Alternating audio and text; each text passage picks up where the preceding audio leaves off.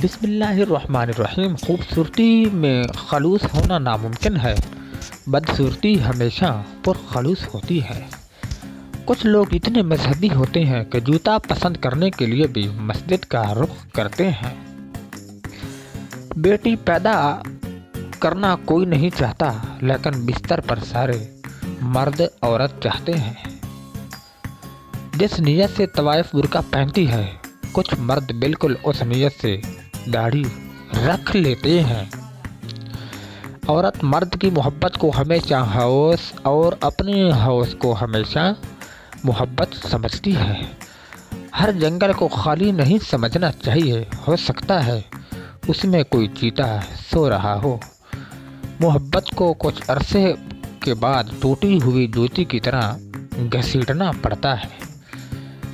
समझदार आदमी नज़र हमेशा नीची और नीयत खराब रखता है।